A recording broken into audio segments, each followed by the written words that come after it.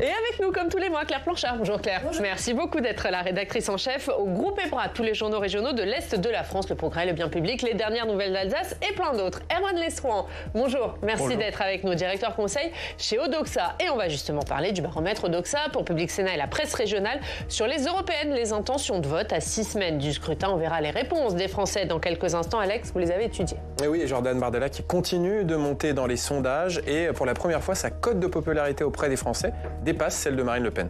On en parle tout de suite. C'est après l'actualité dans nos régions.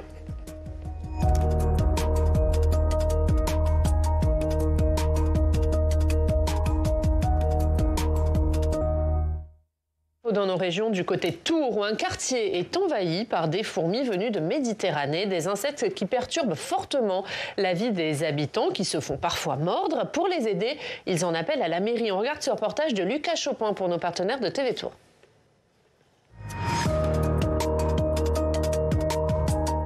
Cette vision a tout d'un cauchemar. Dans ce quartier de Tours Nord, les trottoirs sont recouverts de sable, du sable évacué par les milliers de fourmis installées sous le béton et dans les jardins. Au moindre mouvement, elles surgissent, détruisent, mordent et terrorisent les riverains. On a de plus en plus de fourmis, d'année en année, et nos maisons ne sont plus vendables. En fait, elles sont agressives. Quand je descends de mon véhicule devant le garage, je dois faire attention parce que sinon elles se précipitent sur moi et elles montent sur mes chaussures et elles ont tendance à mordre. Il faut absolument traiter, sinon ça va être de pire en pire, on ne pourra plus vivre ici. Je suis toujours en train de faire quelque chose et puis dès que je les vois, j'arrête. Je n'ose même pas sortir. Et puis quand j'ai mes petites filles, je ne veux pas qu'elles sortent parce que c'est trop dangereux. J'ai peur qu'elles soient mordues et tout ça. Il faut trouver la solution parce que là, on ne peut plus vivre. Voilà maintenant 4 ans que ces fourmis méditerranéennes ont investi le quartier. Ne se sentant pas entendus, les habitants ont fait appel à un chercheur spécialiste de ces insectes. Et s'il a réussi à initier un programme de recherche pour comprendre comment fonctionnent ces fourmis, appelées Tapinoma magnum, pour lui, la solution miracle n'existe pas vraiment. En effet, cette espèce comporte de nombreuses reines et se multiplie donc très rapidement. Ce sont des fourmis qui présentent une structure sociale un peu particulière. Un traitement humain ne suffira pas. Il va pouvoir un peu réguler la population, mais on ne va pas faire disparaître les colonies en elles-mêmes. Donc ce qu'il va falloir faire, c'est aussi réguler leur pullulation, leur prolifération, en favorisant notamment la biodiversité au sein de ces territoires qui sont vraiment très peu de biodiversité. Quand vous avez une belle pelouse bien nette, etc., en termes de nombre d'espèces, c'est vraiment minime. Pour Jean-Luc Mercier, les habitants ne viendront pas à bout de cette espèce invasive sans l'aide des municipalités. Les riverains ont d'ailleurs adressé plusieurs courriers à la mairie de Tours, pour l'instant sans réponse. Et Erwan, une petite réaction, parce que Erwan, c'est formidable de ça, vous avez des sondages surtout, y compris sur les insectes. Eh bien absolument, on avait fait un sondage en 2019 pour la Chambre syndicale désinsectisation, désinfection et dératisation. Et alors ce qu'on observait, c'est que les fourmis, pas de panique, ça arrive souvent aux Français. 51% des Français ont déjà eu des problèmes de fourmis dans leur logement. C'est beaucoup plus que les cafards, 18%, que les punaises de lit, 8%. Les cafards et les punaises de lit étant les nuisibles les plus redoutés par les Français. Les fourmis, ça arrive assez bas. Mais le vrai problème, c'est que la majorité des Français se disent mal informés sur les risques liés aux nuisibles dans leur logement. Et c'est peut-être ça l'attente qu'il va y avoir à l'égard des collectivités locales, des pouvoirs publics, c'est de savoir comment s'en débarrasser. Évidemment, c'est un sujet d'inquiétude pour ces riverains tours, et on le voit, avec des fourmis qui parfois se font mordre et de désagréments dans leur quotidien. On va parler de notre baromètre Odoxa, baromètre mensuel pour Public Sénat et la presse régionale. Claire, Alex, on va le découvrir avec vous. Comme tous les mois, on commence par la cote de popularité de l'exécutif. Et la popularité d'Emmanuel Macron reste stable par rapport au mois dernier. 31% des Français pensent que c'est un bon président de la République. Et du côté du Premier ministre Gabriel Attal, eh bien, sa cote de popularité remonte pour lui par rapport au mois dernier avec 44% de bonnes opinions. Un mot, évidemment, Erwan, pour commencer sur les cotes de popularité d'Emmanuel Macron et de Gabriel Attal. Emmanuel Macron qui reste stable, oui, on peut le dire, mais bas. Oui, voilà, Alexandre Poussard parlait de stabilité, c'est le moins qu'on puisse dire. Si on fait un peu d'historique, on peut remonter jusqu'à mars 2023 et on voit la cote d'Emmanuel Macron osciller entre 30 et 35%. Ce que ça signifie, c'est que les choses ont l'air relativement figées. La part de détracteurs d'Emmanuel Macron n'évolue plus, la part de ses soutiens non plus. La réforme des retraites a plombé la popularité présidentielle et il a du mal à trouver un second souffle dans son deuxième mandat. Claire, un mot sur Emmanuel Macron, qui, c'est vrai, hein, là ça fait plusieurs mois qu'il a une cote de popularité entre 30 et 32% dans ce qu'on commente. Oui, et puis cette étude fait suite à son grand discours de la Sorbonne, qui a eu lieu jeudi et qui était un marqueur quand même dans la séquence, puisque tout en se défendant d'en faire un discours de campagne, c'était un discours de chef d'État où il venait vraiment toucher au thème fondateur en fait, de son programme, de sa candidature en 2017, de son précédent discours en 2019. C'était un discours très conceptuel, très avec des grandes idées très très longs, et on voit que ça n'a pas eu un impact en termes de popularité, en tout cas y compris dans ses rangs. Je parle sous votre contrôle, Erwan. Et donc effectivement, on voit que Gabriel Attal, qui lui a joué d'une séquence très forte médiatique avec ses 100 jours, où il a eu une prise de parole très très affirmée sur l'autorité, sur l'éducation, qui sont ses thèmes un peu centraux, là on voit qu'il en a recueilli un peu les fruits, puisque sa popularité a redémarré. Il y avait eu un peu deux séquences de communication un peu concomitantes où on voyait ce binôme de l'exécutif qui allait un petit peu essayer de se démarquer. On a souvent dit que Gabriel Attal était dans la roue d'Emmanuel Macron. Il incarne un peu les fondamentaux du macronisme, cette jeunesse, ce pragmatisme, mais là il a joué un peu sa partition, mais ça semble avoir plutôt fonctionné. Ouais. Erwan, c'est ce discours d'autorité qui explique cette légère remontée de Gabriel Attal ? En tout cas, ce qui est impressionnant, et c'est ce que dit Claire Blanchard, c'est que Gabriel Attal ne pâtit pas de l'impopularité d'Emmanuel Macron. Aucune érosion de son socle de confiance après 100 jours à Matignon, c'est quand même assez significatif. Et quand on interroge les Français sur son image, ils nous disent majoritairement qu'ils le trouvent dynamique, sympathique, compétent, en effet autoritaire. Le seul risque maintenant, sur le plus ou moins long terme pour Gabriel Attal, c'est la question du bilan. Aujourd'hui, les Français trouvent majoritairement que son bilan est négatif et il sera forcément attendu sur le terrain des résultats. Concernant Emmanuel... C'est juste pour Gabriel Attal, c'est son bilan est négatif ou il y a un décalage entre les paroles, les promesses et les actes qui sont mesurés concrètement par les Français? Non, pour l'instant, il a encore un aura de crédibilité assez forte auprès des Français. Donc il y a pas de difficulté là-dessus, mais sur le plus long terme, il va être attendu sur la question du bilan. Alors que c'est vrai que Claire parlait du discours sur l'Europe d'Emmanuel Macron. Aujourd'hui, ce qu'on voit vraiment, c'est que sa parole a l'air d'être démonétisée, c'est-à-dire qu'il peine à retrouver du crédit dans l'opinion, quand bien même il se penche sur un de ses... C'est l'ADN du macronisme avec l'Europe. Il ne retrouve pas de crédit dans la population. Gabriel Attal est encore entouré de beaucoup de crédits. Maintenant, il sera attendu nécessairement sur l'efficacité des mesures mises en place. Ouais, et du coup, Claire, l'écart se creuse en termes de popularité entre Emmanuel Macron et Gabriel Attal. Oui, tout à fait. On voit qu'il y a un décrochage et peut-être que Gabriel Attal va creuser son sillon, sa singularité. On ne parle pas encore d'attalisme, on a du mal à vraiment identifier. On voit une méthode, on voit une façon de communiquer, des thèmes qui lui sont chers. Mais c'est vrai que là, on est quand même dans une séquence électorale où la majorité essaye de serrer un peu les rangs avant les européennes. Mais c'est vrai qu'évidemment, et on l'a vu lors de son déplacement au Canada, où il a eu une grande popularité, où il a été interviewé par la presse étrangère, et à chaque fois, la presse étrangère l'interroge sur la présidentielle. Lui, à chaque fois, il dit « moi, j'ai rien dit contrairement aux autres ». Mais on voit bien avec son petit sourire que ça lui déplaît pas. Et c'est vrai que on sait que ça va être la prochaine séquence. Et que Gabriel Attal, en tant que Premier ministre, évidemment, il a toujours été un fidèle d'Emmanuel Macron. Donc les 7 ans d'Emmanuel Macron et son bilan, c'est aussi un peu le sien. Il en est l'héritier, donc il va falloir qu'il inscrive sa patte. Mais on voit là, quelque part, dans les sondages, quelque chose qui se creuse. Après, il faudra voir sur les prochains mois. L'échéance du 9 juin et des élections européennes va aussi être un vrai coup près pour lui, parce qu'en cas de défaite lourde, évidemment, sa position est celle aussi d'infusible. Donc, je pense qu'il est aussi en sursis par pas mal de problématiques, la menace d'une motion de censure. Enfin, il y a beaucoup de choses qui peuvent peser aussi sur lui parce qu'il incarne le gouvernement et la confiance que Macron lui a donnée. On passe au baromètre des personnalités politiques préférées des Français. Alex, le tiercé reste inchangé, mais c'est pas dans l'ordre. Non.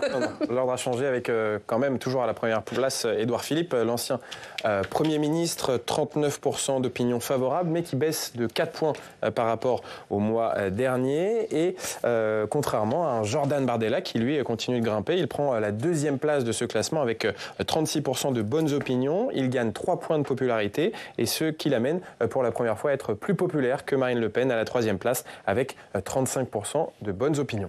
On parle d'Édouard Philippe d'abord. Alors, Édouard Philippe, il reste en tête du classement, mais c'est la plus grosse chute de popularité du classement, Erwan. Oui, il recule un peu et c'est vrai qu'on parlait de la présidentialité de Gabriel Attal. On voit bien que l'émergence de Gabriel Attal et sa situation au premier plan lui fait de l'ombre. On a interrogé les Français il y a 10 jours sur le candidat qui ferait le meilleur représentant pour la majorité présidentielle, l'élection présidentielle en 2027. Édouard Philippe reste très légèrement devant Gabriel Attal, mais sa cote est plutôt en baisse, alors que la cote de Gabriel Attal, pour être le meilleur candidat de la majorité, reste encore un tout petit peu en dessous celle d'Édouard Philippe, mais progresse de plus de 10 points. Donc voilà, probablement que l'émergence de Gabriel Attal lui nuit. Ouais, avant de rentrer dans les détails du RN, Claire, on le voit, hein, dans les 5 premiers, on est dans une bipolarisation entre d'un côté le RN et de l'autre la majorité présidentielle. Oui, on voit bien que la gauche qui avait incarné, enfin en tout cas la NUPES après les premières législatives, vraiment l'alternative, l'opposition, enfin ont quelque part perdu cette bataille un peu médiatique, hein, notamment durant la campagne sur la réforme des retraites, et qu'aujourd'hui, il y a un vrai duel, enfin j'ai l'impression qu'il s'instaure entre le RN et la majorité présidentielle. On en a beaucoup parlé pour la présidentielle, pour les européennes, excusez-moi, et effectivement là aujourd'hui, la gauche n'a pas de présidentiable, voilà, c'est vraiment un jeu qui se joue. Il y a comme si l'échiquier politique s'était un peu déporté à droite et que l'alternative se trouve dans ce camp-là. On voit juste un mot sur Bruno Le Maire, peut-être, Erwan, parce qu'on est dans une séquence où on parle beaucoup de finances publiques, de dégradation de finances publiques et d'une éventuelle responsabilité de Bruno Le Maire. Visiblement, les Français ne semblent pas lui en tenir rigueur. Oui, ou alors sa cote de popularité est telle que celle d'Emmanuel Macron, suffisamment figée pour que les choses n'évoluent plus. Mais on sait que c'est quand même cette question de la dette publique, un sujet qui préoccupe particulièrement les Français à un niveau équivalent à ce qu'on mesurait en 2012 à la perte du triple A. Il y a une grande inquiétude des Français, non seulement pour l'économie nationale, mais aussi pour leur situation économique personnelle. C'est même plus élevé qu'il y a une douzaine d'années. Donc c'est quand même un vrai sujet d'inquiétude. Donc Bruno Le Maire, il est quand même un net cran en retrait, 27%. Il est même en dessous la cote d'Emmanuel Macron. Et non seulement c'est un niveau bas, mais en plus la compétitivité de l'économie de la France, c'était une des promesses du macronisme de Bruno Le Maire. Et avoir des contre-performances sur ce sujet-là, ça peut être destructeur pour l'électorat de la majorité présidentielle. Alors, un mot sur ce qui s'est passé au sein du RN, puisque Jordan Bardella est repassé devant Marine Le Pen. Oui, tout à fait. Alors c'est un point quand même notable. Il y a un petit croisement de courbe au sein du Rassemblement national. Ça ne signifie rien en termes d'intention de vote. On est sur une cote d'adhésion, sur de l'image. Ça ne signifie pas que Jordan Bardella aurait plus d'intention de vote dans un sondage pour l'élection présidentielle. Mais ça montre quand même que son image est très porteuse, très lisse aussi, c'est quand même à signaler pour un représentant d'un parti qui vient de l'extrême droite. Il y a ce point-ci. Et après, quand on regarde les choses dans le détail, on voit qu'ils ont des structures d'image assez complémentaires. Marine Le Pen est devant Jordan Bardella auprès de l'électorat traditionnel du RN. Les moins de 50 ans, les foyers les plus modestes, les ouvriers, les demandeurs d'emploi, les périurbains, les ruraux, alors que Jordan Bardella réussit à avoir une cote d'adhésion plus importante auprès des Français plus âgés, auprès des cadres, auprès des franciliens et auprès des foyers les plus aisés. Donc il y a une vraie complémentarité. Donc on n'est pas dans une concurrence entre les deux. On est beaucoup moins dans une rivalité que dans une complémentarité. Alors qu'on avait pu avoir une concurrence assez forte entre Marine Le Pen et sa nièce Marion Maréchal, à l'époque où celles-ci étaient toutes les deux au Rassemblement national. Là, on est plutôt dans une complémentarité et dans un Jordan Bardella dont la bonne image permet d'élargir le socle des sympathisants du RN. Claire, là-dessus. Oui, tout à fait. On le voit dans la stratégie de communication de Jordan Bardella, qui peut s'apparenter parfois à un évitement aussi, notamment dans les débats. On est bien embêté pour dire quel est son programme, quelle est sa vision, notamment sur les européennes, avec une utilisation des réseaux sociaux assez magistrale. Je crois qu'il a 1 million de followers sur TikTok. On le voit dans tous ses déplacements, il y a un côté un peu rockstar, c'est-à-dire que les gens veulent prendre des selfies avec lui. Il a cette image très lisse, beau jeune homme, toujours impeccablement... mais moins d'aspérité, moins de positionnement sur ses idées, affirmé. Donc effectivement, quelque part, on parle un peu d'un miroir sur lequel on peut projeter beaucoup de choses, en en fait. On ne sait pas trop qui est, qu'est-ce qu'il pense, qu'est-ce qu'il veut faire, notamment pour l'Europe.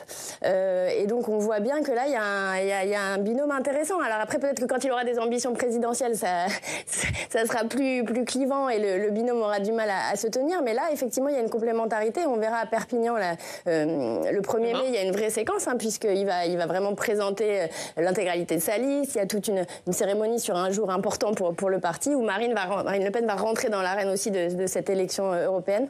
Donc on verra un peu cette mise en scène. Mais effectivement, Jordan Bardella, pour le moment, est sur une dynamique extrêmement forte. Et il a peu de raisons de changer de stratégie, puisqu'on voit que ça fonctionne très très bien dans l'opinion.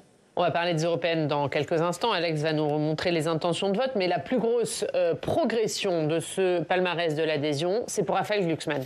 Oui, tout à fait. Alors, avec un bémol cependant, c'est que sa cote d'adhésion reste à un niveau bas.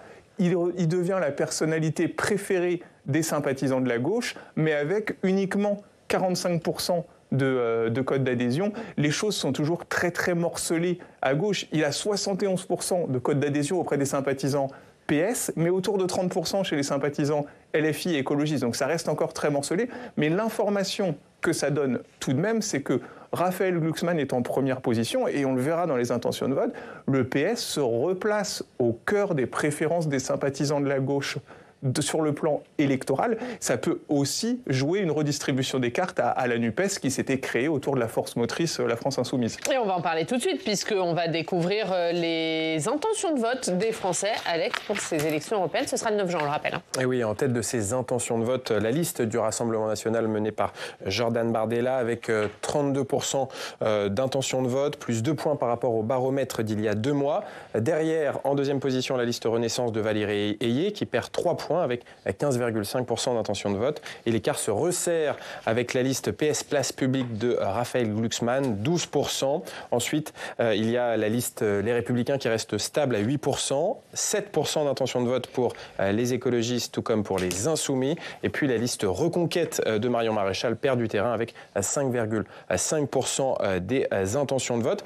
Alors, si on se projette en sièges qui pourraient être obtenus par les partis français au Parlement européen, eh bien le RN obtiendrait 31 sièges, c'est 8 sièges de plus par rapport aux élections européennes de 2019. 15 sièges pour Renaissance. Là, en revanche, c'est 8 sièges de moins par rapport aux dernières élections. Le Parti socialiste gagnerait 5 sièges et en détiendrait 11. Forte perte, en revanche, chez les écologistes qui n'auraient que 6 sièges contre 13 en 2019. Stabilité chez les LR et les LFI, 7 sièges et 6 sièges. Et puis Reconquête n'aurait que 5 sièges si la liste Reconquête est au-dessus des 5% des voix. Car on le rappelle, c'est le seuil à dépasser pour pouvoir avoir des élus au Parlement européen. Merci beaucoup, Alex. Avant de commenter les chiffres, Erwan, est-ce que les Français sont entrés dans la campagne? Est-ce que les intentions de vote qu'on a là aujourd'hui, on peut dire que le vote s'est un peu cristallisé ou pas? Ça a l'air extrêmement cristallisé. Il y a encore 4 à 5 semaines qui vont permettre aux Français de mieux connaître les candidats. On voit que leur notoriété progresse peu dans notre baromètre de ce mois-ci. Quand on regarde la cote d'adhésion de Valérie Ayé, de Raphaël Glucksmann, de Jordan Bardella, on voit que leur notoriété progresse très peu. Donc on peut penser que la campagne va encore s'intensifier. En tout cas, le scénario probable, c'est l'ordre d'arrivée qui est décrit dans ces intentions de vote. Les plaques électorales vont encore un peu bouger, mais pour l'instant, ça reste très figé. Et puis surtout, un point important, Alexandre Poussard l'évoquait, il va y avoir quasiment 36 sièges pour l'extrême droite sur les 81 sièges de la France au Parlement européen. Si on additionne ceux du RN et ceux de Reconquête, quasiment la moitié, alors qu'il y en avait uniquement 23 en 2019. Donc on a une grande droitisation de l'électorat sur ce scrutin. Un mot juste, puisque vous parlez des cotes de popularité, vous mesurez aussi évidemment le degré d'indifférence, de rejet, d'adhésion pour chacun des candidats. Il y a quand même un écart énorme entre Jordan Bardella qui a 36% d'adhésion et Valérie Ayé qui a 13%. C'est pas du tout les intentions de vote. Est-ce que ça explique justement ces intentions de vote ? Ça explique dans une grande mesure, c'est-à-dire que Valérie Ayé n'imprime pas au-delà de ce que représente le macronisme et la majorité présidentielle. C'est pour ça aussi que le discours sur l'Europe pouvait être aussi attendu pour donner un coup de boost à la campagne Renaissance. Mais Valérie Ayé n'imprime pas, c'est-à-dire que quand on regarde... Pour les Français, Valérie Ayé, ça ne parle pas encore. Non, et sa présence médiatique ne lui a pas permis de développer de la notoriété. Elle était à 10% de cote d'adhésion le mois dernier, 13% ce mois-ci. Les choses frémissent très légèrement, mais elle n'élargit pas son socle, alors même qu'elle est beaucoup plus médiatisée que par le passé. Donc il y a une difficulté d'incarnation aussi pour la majorité présidentielle dans cette campagne, qui avait été levée, ceci dit, en 2019 avec Nathalie Loiseau, qui n'était pas une personnalité centrale non plus dans la majorité présidentielle, mais en tout cas, Valérie Hayé n'émerge pas, c'est une certitude. Ça veut dire qu'ils n'arrivent pas, à la majorité présidentielle, à reproduire le coup de 2019, où Emmanuel Macron, ceci dit, s'était impliqué dans la campagne. Peut-être qu'il y a aussi un problème avec l'effet Macron. Il n'y a plus de souffle Macron aujourd'hui chez les Français. Effectivement, il y a eu un quinquennat entre-temps. Et effectivement, officiellement, je le disais, le discours sur l'Europe de la Sorbonne ne devait évidemment pas être un meeting, puisque voilà, c'était un discours de chef d'État, mais il y avait effectivement officieusement cette intention de dire, voilà, j'arrive, je vais créer une dynamique. Et on a bien vu que pour le moment, ça n'avait pas pris. Emmanuel Macron s'est adressé depuis Strasbourg également à des lecteurs du groupe EBRA, de jeunes Européens. On voit qu'il a pris l'ascendant aussi sur cette séquence de communication en venant au Parlement, s'exprimer sur la participation des jeunes, enfin essayer de renouer avec, comme vous disiez, l'ADN et les fondamentaux du macronisme. Mais ça se fait forcément au détriment de sa candidate qui, elle, émerge peu, a très peu de notoriété, n'imprime pas, comme vous disiez. Et en fait, on se rend compte ici que c'est peut-être à double tranchant. C'est-à-dire que ce n'est plus l'Emmanuel Macron de 2019, il y a peut-être moins la même confiance. Donc effectivement, il va parler sans doute au socle de son électorat, mais aller chercher les déçus du macronisme, ceux qui venaient du PS et qui avaient voté pour lui. Aujourd'hui, on a un candidat, Raphaël Glucksmann, qui incarne également cet européanisme. Raphaël Glucksmann n'est pas quelqu'un qui semble courir pour la présidentielle ou pour lui-même, mais pour un projet européen qui peut venir attirer d'autres électeurs qui avaient été tentés par Emmanuel Macron et qui, cette fois-ci, vont être plus, après la séquence des retraites, la séquence immigration, qui ont été des marqueurs très forts à droite, des électeurs de centre-gauche qui vont peut-être plutôt aller sur cette liste-là. Donc effectivement, de la même façon que Gabriel Attal a eu du mal à émerger dans cette campagne, qu'Emmanuel Macron a tout de suite cadré avec une certaine dramatisation sur le conflit en Ukraine, des compétences qui sont vraiment régaliennes du chef de l'État, n'a pas laissé l'espace peut-être à son état-major, à son équipe, pour venir impulser cette campagne. Après, il reste quelques semaines. On sait que en 2019, la campagne avait été très courte. Peut-être que ça va redémarrer. Mais à l'heure actuelle, c'est vrai que la candidate tête de liste n'est pas bien identifiée. Et alors justement, pour poursuivre ce que dit Claire, la question qu'on se pose maintenant, c'est est-ce qu'il peut y avoir un croisement des courbes entre Raphaël Glucksmann et Valérie Hayé? Autrement dit, est-ce que Raphaël Glucksmann peut prendre la deuxième place à la majorité présidentielle? Alors, c'est quand même le scénario le moins probable. C'est possible, mais c'est le scénario le moins probable. Raphaël Glucksmann, il fait 6,2% en 2019.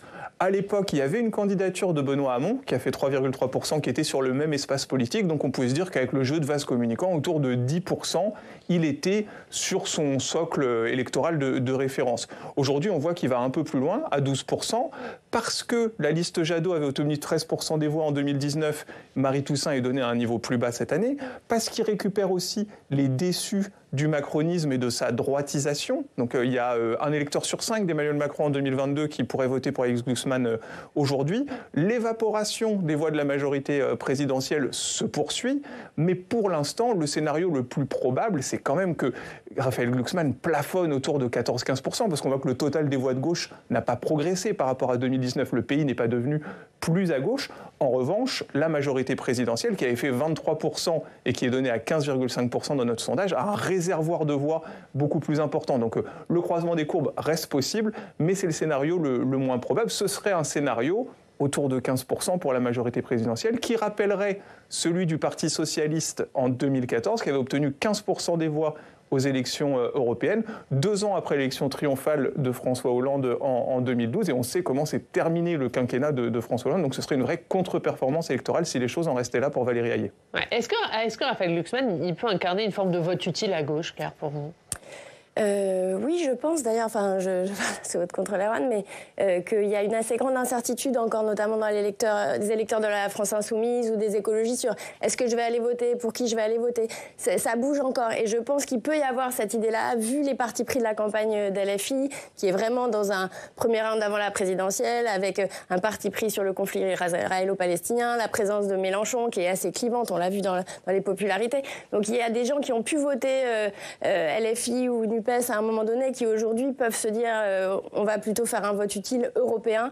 De la même façon, du côté des écologistes, on voit que Marie Toussaint n'est pas sur la même dynamique que le candidat en 2019. Donc il y a, je pense, effectivement une possibilité que Raphaël Glucksmann progresse notamment par la faiblesse en fait, de ces autres partis de gauche. Et donc il y a une dynamique. Et c'est vrai qu'on voit que ça devient l'autre inquiétude et l'autre match. Hein. On avait vraiment instauré, l'exécutif avait instauré un match avec RN. Là, on voit que le décrochage est tel qu'aujourd'hui, c'est la 3e place ou la 2e place qui va être scrutée. Donc même si en tendance c'est possible, mais qu'on voit que c'est encore assez improbable, il y a vraiment une pression pour l'exécutif là, de la part de Raphaël Glucksmann. Ouais, quid de la France insoumise du coup, parce que Claire le disait, la France insoumise qui met quand même le conflit israélo-palestinien beaucoup en avant dans sa campagne, est-ce que c'est porteur ou pas ? Non, alors ça n'est pas porteur, on retrouve pour la France insoumise un score électoral très proche de celui de Manon Aubry qui avait fait 6,5% en 2019, à 7% dans notre sondage. On voit que les choses n'évoluent pas. C'est la différence entre la France insoumise qui clive et qui polarise, qui exprime une certaine radicalité. On a eu le tumulte à l'Assemblée nationale pendant la réforme des retraites, les sorties de Jean-Luc Mélenchon sur le Hamas. Ça réduit l'électorat de la France insoumise à sa portion congrue et ça ne place pas le parti dans une logique de rassemblement, comme ça peut être le cas à la présidentielle, quand s'exprime un vote de gauche utile pour que la gauche pèse le plus fortement dès le premier tour. On n'est pas du tout dans un vote utile, mais vraiment sur une France insoumise dans sa version radicale, autour de 7 points des voix. Claire, là-dessus, sur le choix de la France insoumise. Il y a clairement des ambiguïtés sur pas mal de sujets. Et c'est vrai que là, je reprends la comparaison avec Raphaël Glucksmann, qui, que ce soit sur le conflit israélo-palestinien, sur l'Ukraine, a vraiment clarifié la position avec une position très pro-européenne, très droit de l'homiste, mais qui peut du coup venir chercher une autre, aussi sur l'environnement, qui peut venir agréger un électorat peut-être moins radical et qui refuse le positionnement de la France insoumise. On a eu une séquence où les échos de la France insoumise, c'était des conférences qui ont été annulées, des manifestations, une certaine outrance. Là, on a vu la ministre de l'enseignement supérieur qui a porté plainte contre Jean-Luc Mélenchon pour sa comparaison avec un dirigeant nazi. On a des outrances, une méthode, un style qui effectivement, je pense, sur l'électorat, qui n'est pas le cœur de cible de LFI, parce qu'il reste très populaire dans son parti, mais va cliver, va rejeter. Et effectivement, là, on revient à cette idée de vote utile, dans ce contexte un peu de dramatisation, mais sur la question de la sécurité, de l'avenir de l'Europe, du danger de l'Ukraine. Je pense que certains électeurs peuvent avoir le souhait d'aller vers quelqu'un de plus consensuel, de plus modéré, qui a un véritable projet européen assez clair, en fait. Oui, ça donne un parfum de rébellion qui séduit peut-être l'électorat affinitaire avec la France insoumise, mais au-delà de ce noyau dur, ça pèse aussi sur ce qui est ressenti en termes de capacité à gouverner sereinement, à rassembler tous les Français, et ça place la France insoumise dans une posture radicale. Un dernier mot sur ce qui se passe à droite et à l'extrême droite. Il y a un écart énorme entre Jordan Bardella et le reste des listes. C'est quoi ? C'est parce que c'est lui qui ratisse tout ? C'est parce qu'il y a un double mouvement qui est très favorable pour le Rassemblement national. Le premier mouvement, c'est le rejet de l'exécutif qui est au plus haut après une réforme des retraites qui a fortement déplu, et sur le fond et sur la forme avec le 49.3 pour l'adoption. Donc il y a des oppositions qui sont prêtes à se mobiliser pour voter pour cette élection qui ressemble quand même à des élections de mi-mandat. C'est le retour aux urnes des Français. Mais du coup, est-ce qu'il prend des voix reconquêtes ? Est-ce qu'il en prend au LR aussi ? Il est hégémonique à droite. Ça, c'est le point très important dans le logiciel de la droite actuelle et de la droite de centre-droit qui est partie chez Emmanuel Macron. On ne parle pas. Là, si on parle de la droite aujourd'hui, le RN est hégémonique sur cet espace politique avec un contexte d'opinion qui lui bénéficie beaucoup. La défense du pouvoir d'achat des Français qui ont des difficultés sur lesquelles le RN est très bien crédité, des inquiétudes très fortes en matière de sécurité. On a vu l'émoi qu'ont suscité les événements liés à la violence des jeunes et un raidissement des positions sur l'immigration. C'est tout un contexte d'opinion qui concourt à placer le RN en position de crédibilité et de mobiliser son électorat pour aller voter au prochain scrutin. Un dernier mot là-dessus, Claire ?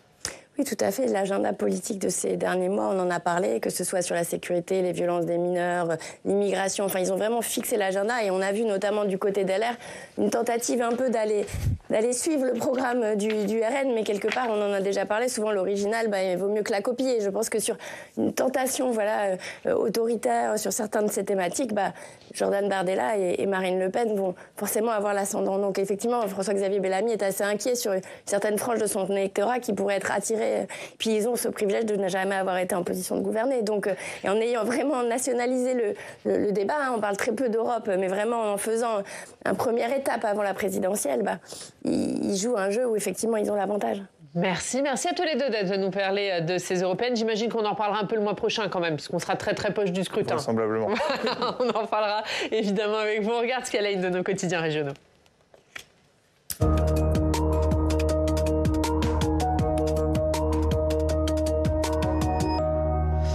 Et Alex, à la une du Télégramme, l'espoir d'une trêve à Gaza.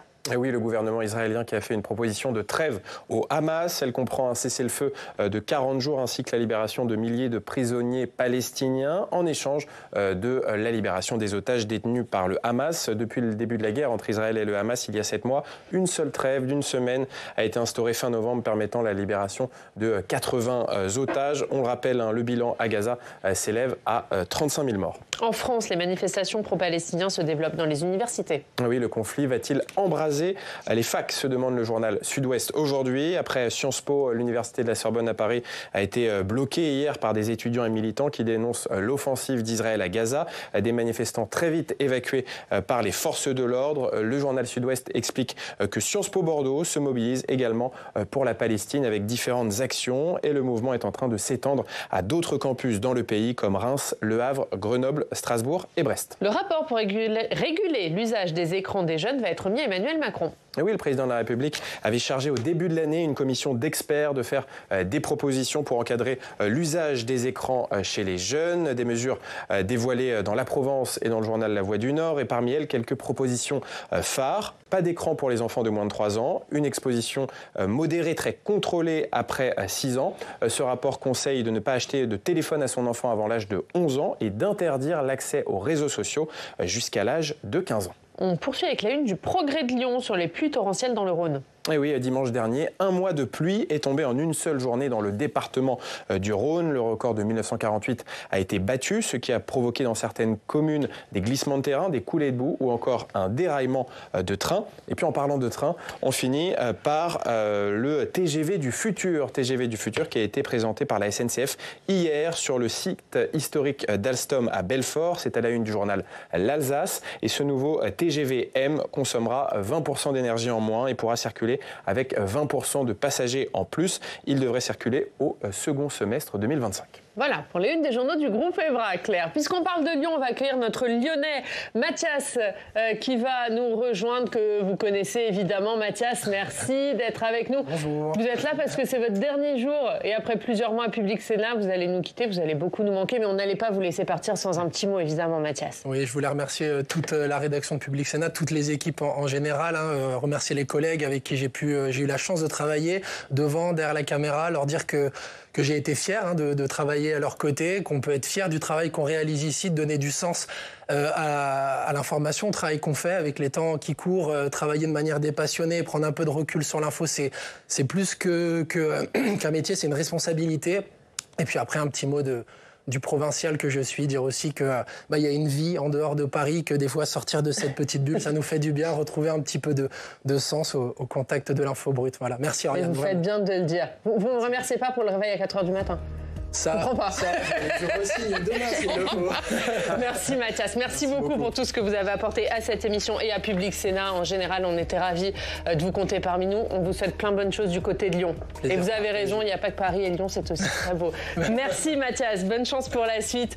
Merci Alex, merci Erwan et merci Claire, évidemment, d'avoir été avec nous. On se retrouve le mois prochain pour un nouveau baromètre. Nous, on se retrouve jeudi. On parlera évidemment des européennes. Très bonne journée et à 18h, vous avez rendez-vous avec Thomas Hugues. Bonne journée.